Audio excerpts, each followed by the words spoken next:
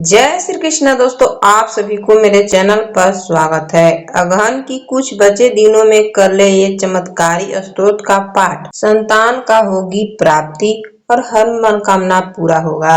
इससे जुड़ी संपूर्ण जानकारी इस वीडियो में है। बिना स्किप के वीडियो को अंतिम तक देखें। मास अपनी समाप्ति की ओर है। पुराणों में इस हिंदी महीने की मार्गशीर्ष कहा गया है और माना जाता है कि यह महीना साक्षात भगवान विष्णु का स्वरूप है। इसीलिए इस महीने की मान्यता श्री कृष्ण के रूप में ही की जाती है। गीता में भी यह भगवान श्री कृष्ण अर्जुन से सृष्टि में मौजूद अपने सभी स्वरूप वर्णन करते हैं। तो वो कहते हैं, मासों में मैं मार्गशीर्ष मास हूँ।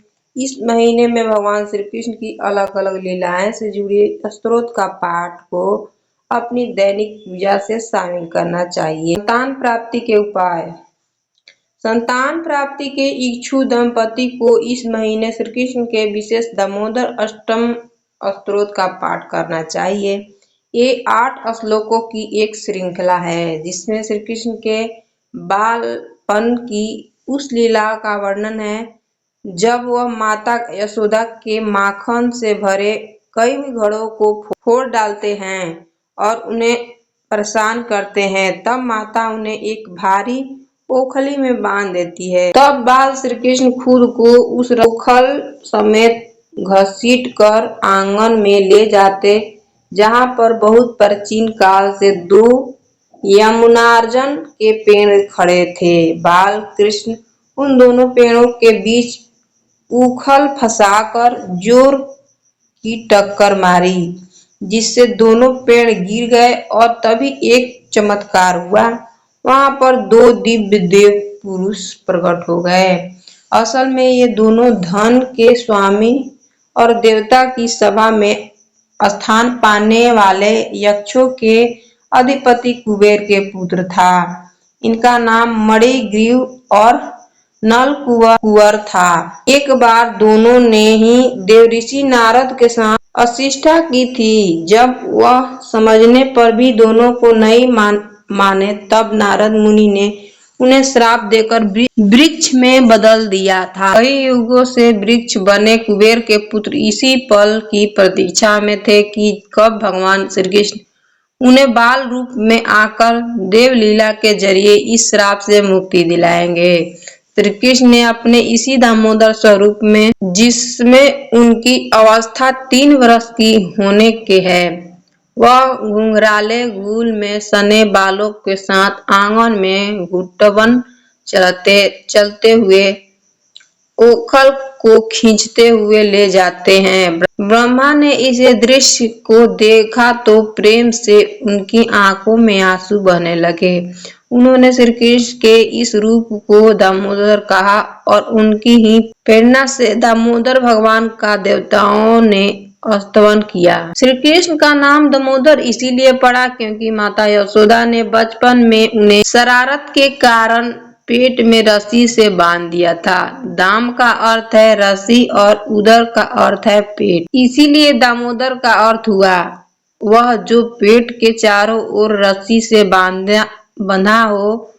इस अष्टकम का स्त्रोत्र पद्म पुराण में है, जहाँ श्री कृष्ण के इस बाल स्वरूप की स्तुति की गई है और ब्रह्मा जी ने इस स्तोत्र के साथ वरदान जोड़ा है कि इस स्तोत्र का पाठ करते हुए संतान की मनोकामना लेकर निसंतान दंपति श्री कृष्ण का ध्यान करेगा तो उसे जरूर शुभ चिन्ह वाली संतान की प्राप्ति होगी।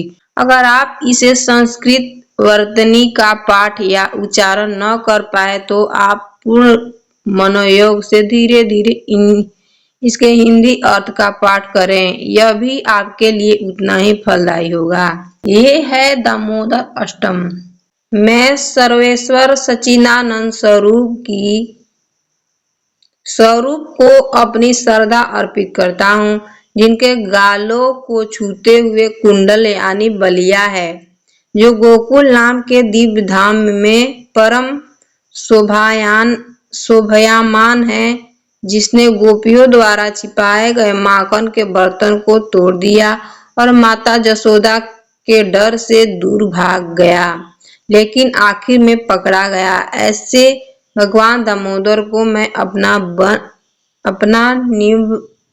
विनम्र प्रणाम अर्पित करता हूँ। दूसरा स्तोत्र का अर्थ। माँ के हाथ में लाठी देखकर जो रोते रोते बार बार अपने दोनों हाथों से आंखों को मसल रहे हैं, उनकी आंखों में डर है, वे तेज तेज सिसकियां ले रहे हैं, जिस कारण उनके त्रिरेखा युक्त गर्दन में पड़ी मोतियों की माला हिल रही है, जिनका पेट रस्सी से नहीं बल्कि माँ यशोदा के वात्सल्य प्रेम से बंधा है।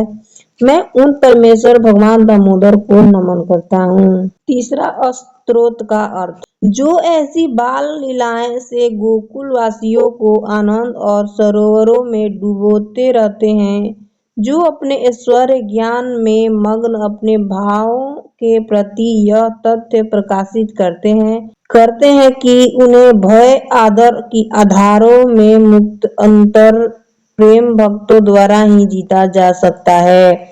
मैं उन भगवान दामोदर को कोटि कोटि प्रणाम करता हूँ। हे भगवान दामोदर, मैं सबसे पहले उस दीप्तिमान रस्सी को प्रणाम करता हूँ जिसने आपके पेट उदर को बांध दिया है, जहाँ से भगवान ब्रह्मा जी ने पूरे ब्रह्मांड का निर्माण किया था। आपकी प्रिय राधा रानी के चरण कमलों को मैं कई बार नमन करता हूँ और अनंत लीलाएं वाले आप परमेश्वर को मेरा प्रणाम है। दामोदर अष्टम पाठ के लाभ। शास्त्रों के अनुसार कार्तिक और अगहन मास में दामोदर अष्टम का पाठ करने से भगवान श्री कृष्ण की विशेष कृपा प्राप्त होती है। दामोदर अष्टम के जाप के साथ रोजाना तुलसी के सक्षम दीप दान करने से मनोकामना पूर्ण हो जाती है। दामोदर अष्टकम का जाप करने से जीवन साथी के साथ प्रेम संबंधों में मधुरता आती है और संतान प्राप्ति का योग बनते हैं। वीडियो अच्छी लगी हो तो चैनल को लाइक, सब्सक्राइब, दोस्तों को शेयर करें। धन्यवाद। राधे राधे।